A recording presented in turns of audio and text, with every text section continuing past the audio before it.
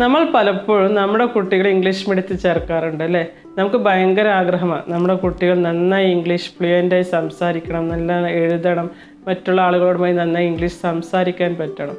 പക്ഷേ ഈ കുട്ടികൾ വീട്ടിൽ വന്നാൽ നമുക്ക് അവരെ പഠിപ്പിച്ചു കൊടുക്കാൻ പലപ്പോഴും പറ്റാറില്ല അല്ലേ? അല്ലെങ്കിൽ ഒരു ലീവ് ലെറ്റർ എഴുതി കൊടുക്കാൻ, അല്ലെങ്കിൽ മീറ്റിങ്ങിൽ പോയാൽ ഇംഗ്ലീഷിൽ 2 വാക്ക് സംസാരിക്കാൻ പലപ്പോഴും നമുക്ക് പറ്റാറില്ല.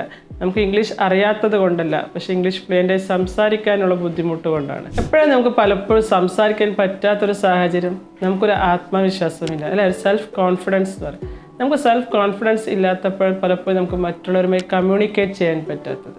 കോൺഫിഡൻസ് ഉണ്ടാവണമെങ്കിൽ എന്ത് വേണം? നമുക്ക് ആ വിഷയത്തെക്കുറിച്ച് നന്നായി അറിയണം അല്ലേ? പലപ്പോഴും നമ്മളെ നാടുകളിൽ ഇംഗ്ലീഷ് സംസാരിക്കാൻ ആളുകൾ മടിക്കുന്നത് എന്താ?